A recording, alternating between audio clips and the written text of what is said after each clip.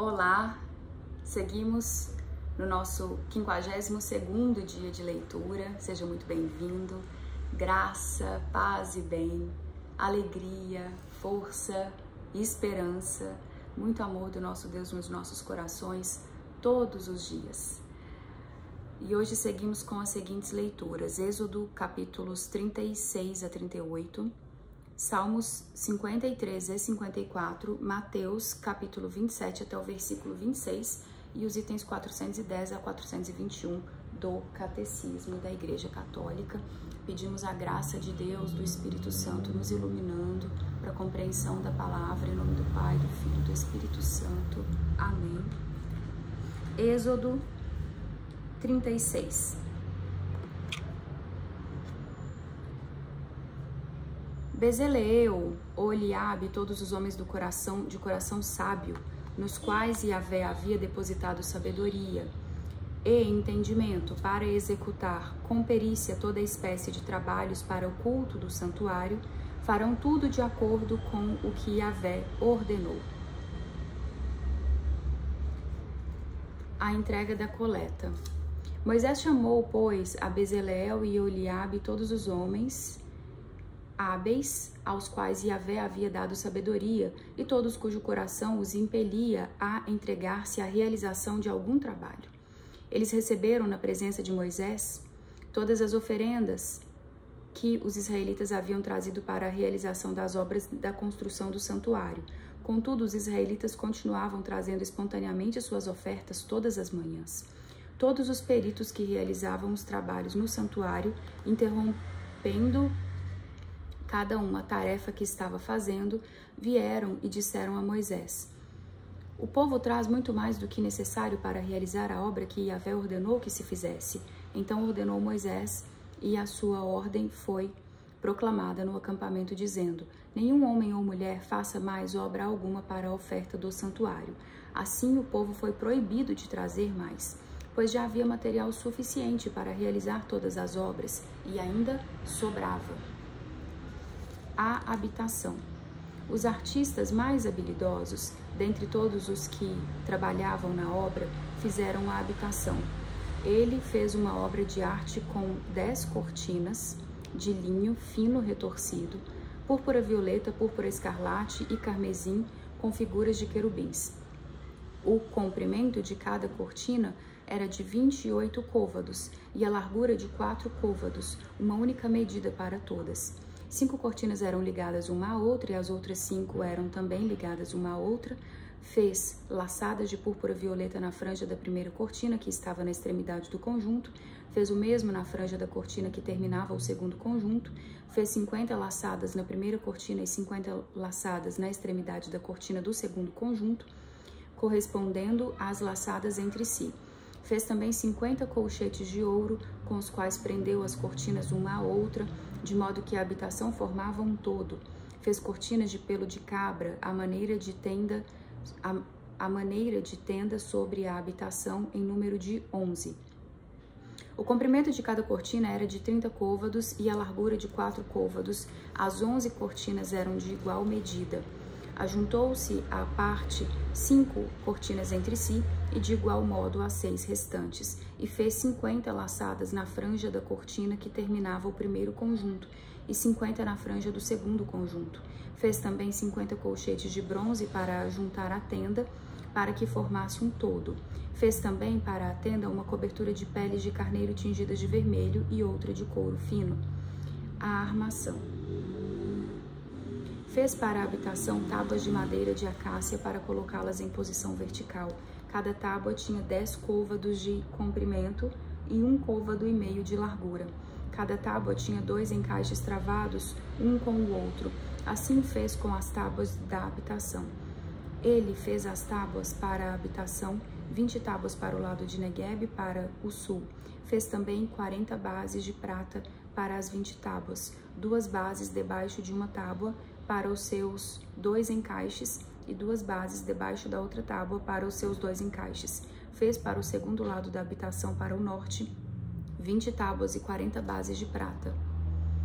2 bases debaixo de uma tábua e 2 bases debaixo da outra tábua. Para o fundo da habitação, para o oeste, fez 6 tábuas. Fez também 2 tábuas para os cantos do fundo da habitação. Eram geminadas na parte inferior e assim permaneciam até o cume, à altura da primeira argola.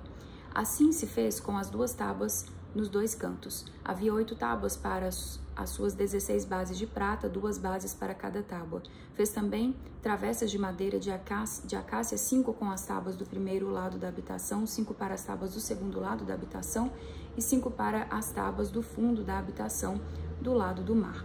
Fez a travessa do meio para ajuntar as tábuas à meia altura, de uma extremidade à outra. Cobriu de ouro as tábuas e de ouro fez as suas argolas, pelas quais passavam as travessas, e cobriu de ouro também as travessas.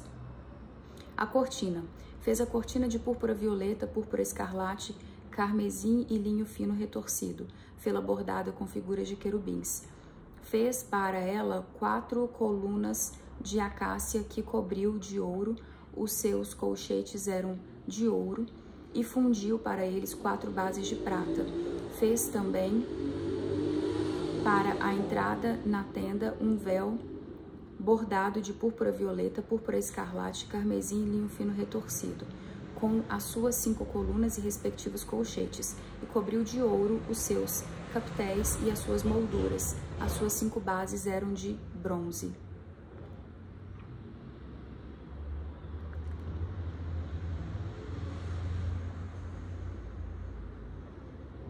Capítulo 37, a arca. Bezaleel fez a arca de madeira de acácia, de 2 côvados e meio era o comprimento de 1 côvado e meio era seu comprimento, de 1 côvado e meio a largura e de 1 côvado e meio a altura. Cobriu-a de ouro puro por dentro e por fora, e fez ao redor uma moldura de ouro. Fundiu para ele 4 argolas de ouro sobre os seus 4 pés, 2 argolas de um lado e 2 de outro. Fez varais de madeira de acácia e os cobriu de ouro, e os enfiou nas argolas dos lados da arca para poder transportá-la. Fez o propiciatório de ouro puro, 2 côvados e meio de comprimento e 1 e meio de largura. Fez também 2 querubins de ouro batido os fez nas suas extremidades do propiciatório. Um querubim numa extremidade e o outro na extremidade oposta. Ele os fez formando um só conjunto com o propiciatório, em ambos os lados dele. Os querubins tinham as suas asas estendidas para cima e cobriam com as suas asas o propiciatório. Estavam com as faces voltadas uma para a outra, olhando para o propiciatório. A mesa dos pães da oblação. Fez também a mesa de madeira de acácia, tinha o comprimento de 2 côvados, a largura de 1 côvado e a altura de 1 côvado e meio. De ouro puro a cobriu. E lhe fez uma moldura de ouro ao redor. Também lhe fez um enquadramento ao redor, com 1 palmo de largura, e fez uma moldura de ouro ao redor do enquadramento. Fundiu para ela 4 argolas de ouro e colocou-as nos 4 cantos, formados pelos 4 pés. As argolas estavam colocadas perto do enquadramento como lugares para os varais, para se levar à mesa. Fez os varais de madeira de acácia e os cobriu de ouro para se levar à mesa. Fez também os acessórios que deviam estar sobre a mesa, os seus pratos, os seus recipientes para o incenso, as suas galhetas e as suas taças para as libações, todos de ouro puro. O candelabro. De ouro puro fez o candelabro, de ouro batido o fabricou. O seu pedestal, a sua haste, os seus cálices, as suas maçanetas e flores formavam uma só peça com ele. 6 braços saíam dos seus lados, 3 de um lado e 3 de outro. 3 cálices em forma de flor de amêndoas em um braço, um botão e uma flor. E 3 cálices em forma de flor de amêndoas no outro braço com o botão e a flor. Assim para os 6 braços que saíam do candelabro. No candelabro havia 4 cálices em forma de flor de amêndoas, com os seus botões e flores. Um botão debaixo dos 2 primeiros braços que saíam do candelabro, outro debaixo dos outros 2 e outro debaixo dos 2 últimos que também saíam do candelabro. Assim, para Sim. Desculpem, saúde. Amém. Assim para os 6 braços que saíam do candelabro. Os botões e os braços formavam uma só peça com ele, um único bloco de ouro puro batido. Fez também as suas lâmpadas em número de 7, as suas espevitadeiras e os seus aparadores eram de ouro puro. Com um talento de ouro puro fez o candelabro e todos os seus acessórios. O altar dos perfumes, o óleo da unção e o perfume. Fez o altar dos perfumes de madeira de acácia, um côvado de comprimento, um côvado de largura era quadrado, e 2 côvados de altura. Seus chifres formavam uma só peça com ele, de ouro puro, e cobriu a sua mesa, os seus lados em todo o redor e os seus chifres, e lhe fez uma moldura de ouro ao redor. Debaixo dessa moldura, lhe fez 2 argolas de ouro em cada um dos lados, em ambos os lados, para receber os varais destinados a transportá-lo. Fez os varais de madeira de acácia e os cobriu de ouro. Preparou o óleo santo da unção e o perfume aromático como um perfumista. Agora o capítulo 38. O altar dos holocaustos. Só antes, eu gostaria de salientar os detalhes que Deus ordenou. Os materiais específicos, as medidas específicas, a composição, né, materiais finos, nobres, metais nobres, né, ouro, prata, bronze, o linho, o tecido era linho e tinha assim tudo muito detalhado e com simbologia de valor, né, os materiais. Então, atenção para essas questões do que é sagrado, e Deus nos dirige nesse sentido, de que nós manifestemos em matéria o que é sagrado. Representemos, né, representações. E aí, eu deixo essa reflexão de que a matéria tem valor simbólico, né? E no catolicismo isso é muito forte, é uma verdade de Deus manifestada, né? E Deus vem guiando através do Espírito Santo as pessoas a continuarem manifestando isso. A arte sacra tem muita manifestação e as questões dos ícones também, né? Que são representações do sagrado, de forças de Deus, de verdades de Deus. Capítulo 38. O altar dos holocaustos. Quando eu digo ícone, eu digo imagem, né? Porque eu sempre tento explicar para as pessoas assim, tudo que nós vemos nos impacta de alguma forma. A gente troca o tempo todo com o meio. Se você vê uma coisa bonita, se você vê uma flor, se você vê uma imagem de natureza, você vê algo que te lembra Deus, aquilo te impacta positivamente. Assim como o oposto. Se você vê uma coisa negativa, suja, feia, sente um cheiro que não é bom, vê alguma coisa que não está em bom estado de conservação, você vê sinais de sujeira, de deterioração, aquilo te causa um mal-estar. Então, nós somos afetados por tudo. Quando a gente vê qualquer coisa que a gente reconhece como sendo uma representação de uma força de Deus, de uma verdade de Deus, aquilo te conecta imediatamente com Deus. Ao invés de você estar olhando qualquer outra coisa, e aí o exemplo das imagens num espaço, por exemplo. Ao invés de você olhar qualquer outra coisa que poderia te conectar com algo que não é positivo, você está olhando para algo que é uma manifestação, uma força de Deus. De alguma forma, tem alguma simbologia de algo que representa Deus, uma força de Deus, uma verdade de Deus. E aquilo te coloca em contato, em lembrança, em conexão com verdade de Deus. Então, a matéria tem valor, nós estamos na matéria e nós trocamos com a matéria o tempo todo. Continuando. 38, o altar dos holocaustos. E fez o altar dos holocaustos de madeira de acácia, 5 côvados de comprimento, 5 côvados de largura, era quadrado, e 3 côvados de altura. Nos 4 ângulos fez levantar chifres, formando uma só peça com ele, e o cobriu de bronze.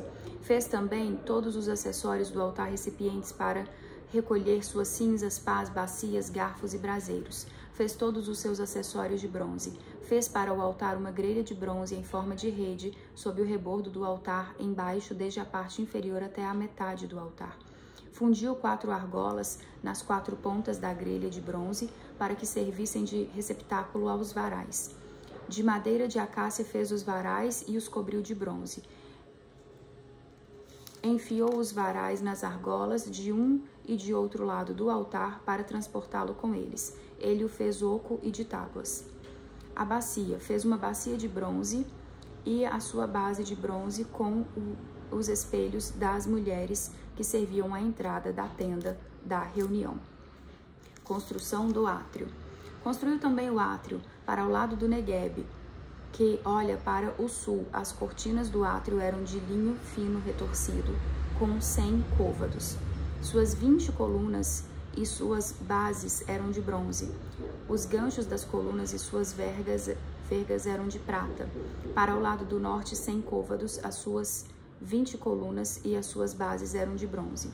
Os ganchos das colunas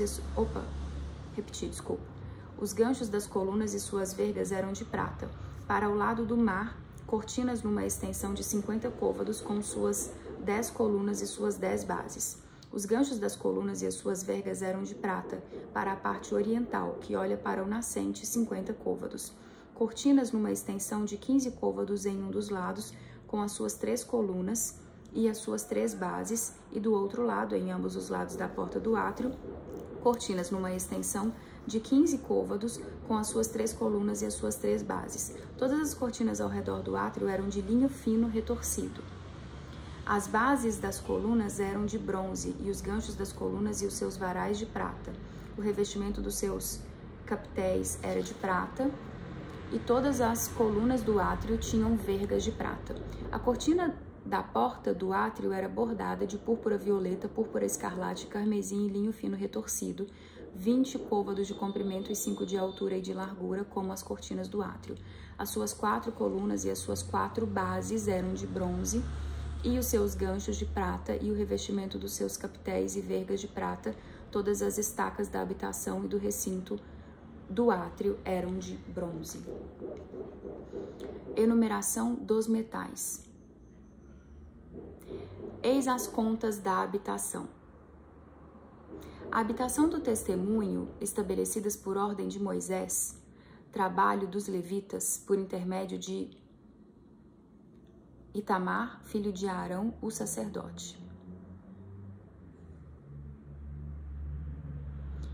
Bezaleel, filho de Uri, filho de Ur, da tribo de Judá, fez tudo o que Yahvé havia ordenado a Moisés. Com ele estava Oliab, filho de Aquisameque, da tribo de Dan, hábil nos entalhes, desenhista, bordador em púrpura violeta e escarlate, carmesim e linho fino. O total do ouro empregado na obra entre todos os trabalhos do santuário, o ouro que provinha das ofertas, foi de 29 talentos e 730 ciclos, segundo o valor do ciclo do santuário. A prata do remanescente da comunidade, 100 talentos e 1.775 ciclos, segundo o valor do ciclo do santuário. A prata do remanescente da comunidade, 100 talentos e 1.775 ciclos, segundo o valor do ciclo do santuário. Uma bega por pessoa, meio ciclo, uma beca por pessoa, meio ciclo, segundo o valor do ciclo do santuário, por todos os que foram recenseados de 20 anos para cima, que foram 603.550.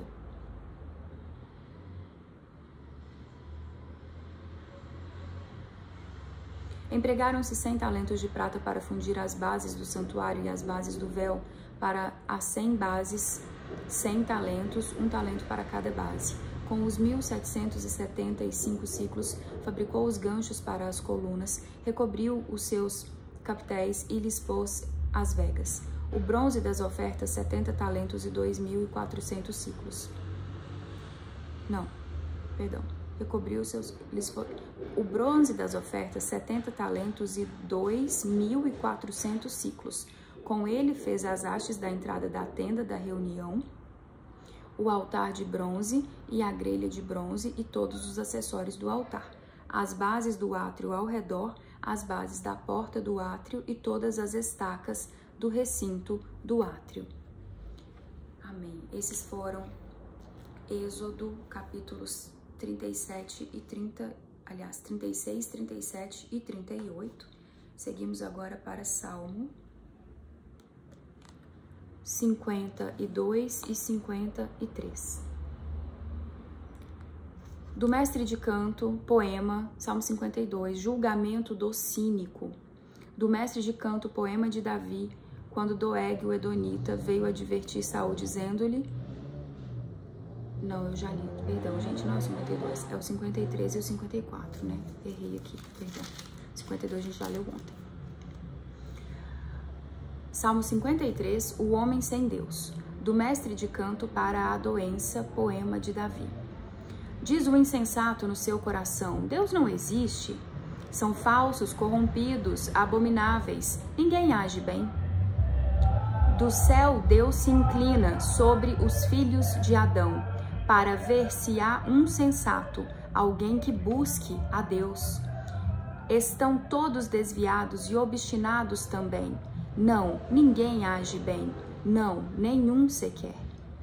Não o sabem os malfeitores que devoram meu povo, como se comessem pão e não invocam a Deus. Eles tremerão de medo lá, sem razão para tremer, pois Deus dispersa os ossos de quem te sitia. Tu os envergonhas, pois Deus os rejeita. Quem trará de Sião a vitória para Israel? Quando Yahvé reconduzir os cativos do seu povo, Jacó exultará e Israel se alegrará. Amém. Agora o Salmo 54. Súplica ao Deus justo, do mestre de canto com instrumentos de corda, poema de Davi, quando os ifeus vieram dizer a Saul, não está Davi escondido entre nós? Salva-me, ó Deus, por teu nome. Pelo teu poder, salva-me, justiça. Ouve, ó Deus, minha prece, dá ouvido às palavras da minha boca. Os soberbos se levantam contra mim e os violentos perseguem minha vida. Eles não põem Deus à sua frente. Deus, porém, é meu socorro. O Senhor é quem sustenta a minha vida. Que o mal caia sobre aqueles que me espreitam. Aniquila-os, Yahvé, por tua verdade. Eu te oferecerei um sacrifício espontâneo e agradecerei o teu nome, porque ele é bom, porque das angústias todas me livrou e meu olho contemplou meus inimigos. Amém. Salmo 54, súplica ao Deus justo.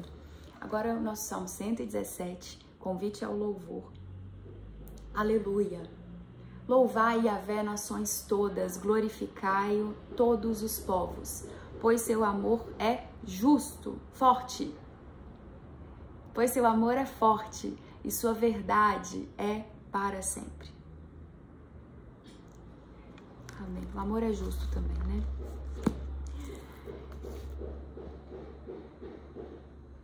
Mateus, Evangelho de Mateus, capítulo 27. Seguiremos até o versículo 26, pelo cronograma do Padre Mário Sartori, e estamos lendo sobre paixão e ressurreição de Jesus. Jesus é conduzido à presença de Pilatos.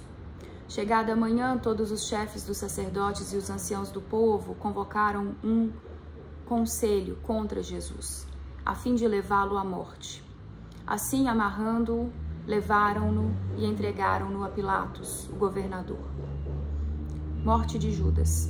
Então Judas, que o entregara, vendo que Jesus fora condenado, sentiu remorsos e veio devolver aos chefes dos sacerdotes e aos anciãos as 30 moedas de prata, dizendo: pequei entregando sangue inocente.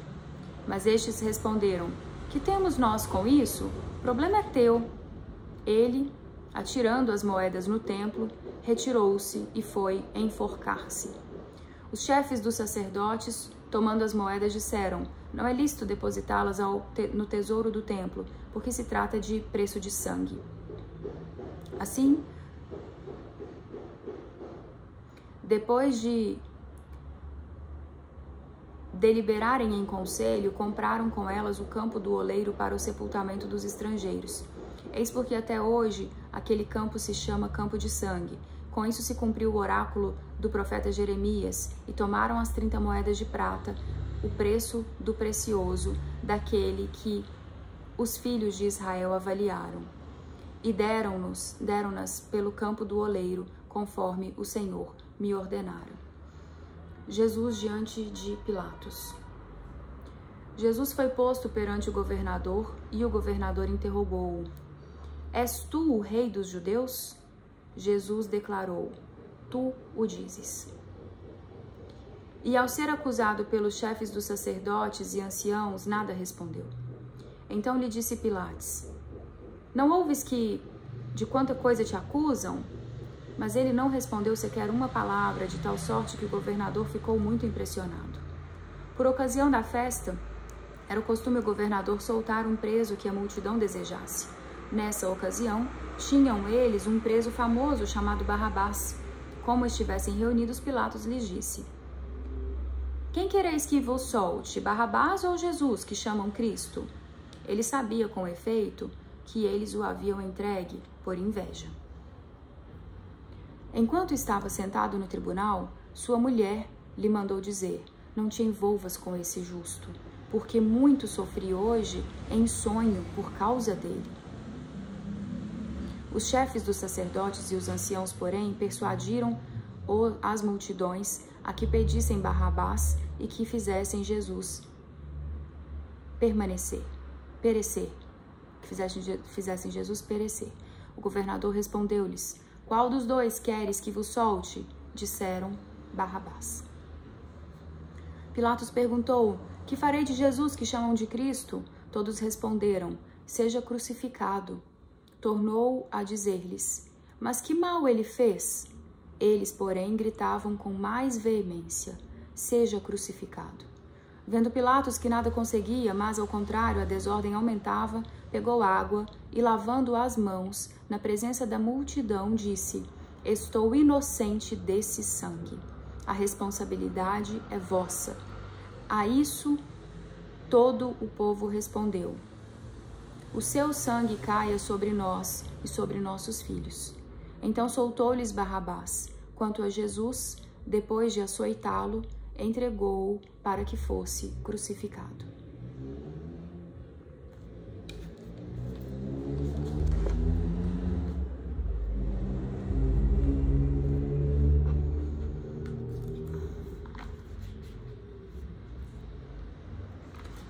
Leitura do Catecismo da Igreja Católica. Antes, professaremos o credo em honras a Deus Pai, a Jesus Cristo, ao Filho e ao Espírito Santo de Deus. Símbolo niceno-constantinopolitano. Creio em um só Deus, Pai Todo-Poderoso, Criador do céu e da terra, de todas as coisas visíveis e invisíveis.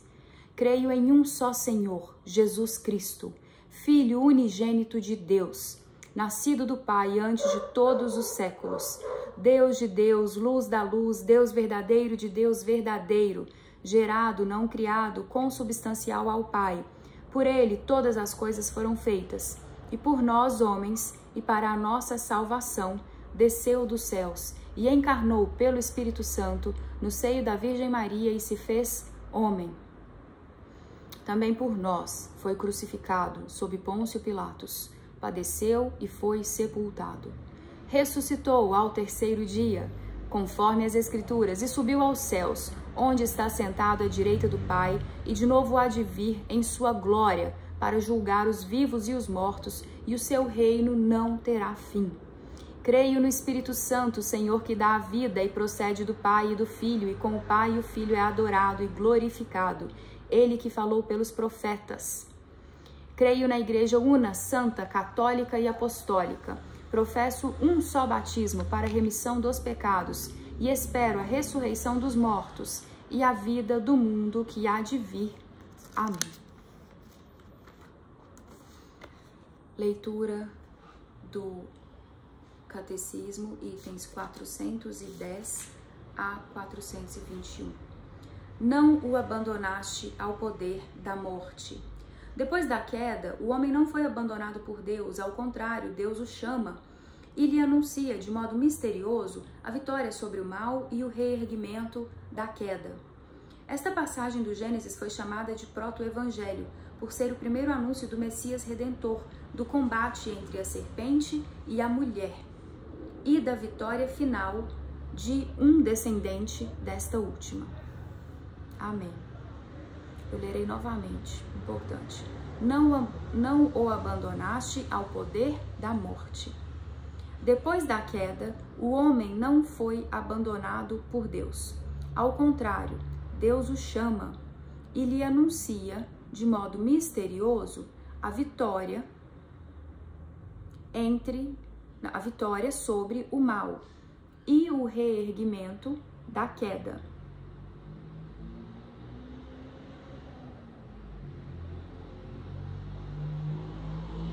Esta passagem do Gênesis foi chamada de proto-evangelho, por ser o primeiro anúncio do Messias Redentor, do combate entre a serpente e a mulher e da vitória final de um descendente desta última. Amém. A tradição cristã vê nesta passagem um anúncio do novo Adão, que por sua obediência até a morte de cruz, repara com superabundância a desobediência de Adão. Além disso, numerosos padres e doutores da igreja veem na mulher anunciada no proto-evangelho a mãe de Cristo, Maria, como nova Eva. Foi ela que, primeiro e de forma única, se beneficiou da vitória sobre o pecado conquistada por Cristo. Ela foi preservada de toda mancha do pecado original e durante toda a vida terrestre, por graça especial de Deus, não cometeu nenhuma espécie de pecado. Por que, no entanto, Deus não impediu o primeiro homem de pecar? São Leão Magno responde: a graça inefável de Cristo deu-nos bens melhores do que aqueles que a inveja do demônio nos havia subtraído. Santo Tomás de Aquino: nada obsta a que a natureza humana tenha sido destinada a um fim mais elevado após o pecado. Com efeito, Deus permite que os males aconteçam para tirar deles um bem maior. Amém. Donde a palavra de São Paulo: onde, porém, se multiplicou o pecado, a graça superabundou. Romanos, capítulo 5. E o canto do Exultet: ó feliz culpa que mereceu tal e tão grande Redentor. Resumindo, Deus não fez a morte, nem se alegra com a perdição dos vivos. Foi por inveja do diabo que a morte entrou no mundo. Satanás, ou o diabo, bem como os demais demônios, são anjos decaídos por terem se recusado livremente a servir a Deus e a seu desígnio. Sua opção contra Deus é definitiva. Eles tentam associar o homem à sua revolta contra Deus. Constituído por Deus em estado de justiça, o homem, instigado pelo maligno, desde o início da história, abusou da própria liberdade. Levantou-se contra Deus, desejando atingir seu objetivo fora dele. Por seu pecado, Adão, na qualidade de primeiro homem, perdeu a santidade e a justiça originais que havia recebido de Deus, não somente para si, mas para todos os seres humanos. A sua descendência, Adão e Eva, transmitiram a natureza humana ferida por seu próprio pecado, portanto privada da santidade e da justiça originais. Esta privação é denominada pecado original. Em consequência do pecado original, a natureza humana está enfraquecida em suas forças. Em consequência do pecado original, a natureza humana está enfraquecida em suas forças, submetida à ignorância, ao sofrimento, à dominação da morte e inclinada ao pecado, inclinação chamada de concupiscência. Afirmamos, portanto, como Concílio de Trento, que o pecado original é transmitido com a natureza humana, não por imitação, mas por propagação, o que ele é, portanto, próprio de cada um. A vitória sobre o pecado conseguida por Cristo deu-nos bens melhores do que aqueles que o pecado nos havia tirado. Onde se multiplicou o pecado, a graça transborda. A graça transbordou. Segundo a fé dos cristãos, este mundo foi criado e conservado pelo amor do Criador. Certamente este mundo foi colocado sob a escravidão do pecado, mas Cristo, crucificado e ressuscitado, quebrou o poder do maligno e libertou o mundo. Amém. Mais um dia de leitura completo pela graça de Deus. Até a próxima leitura, se Deus permitir.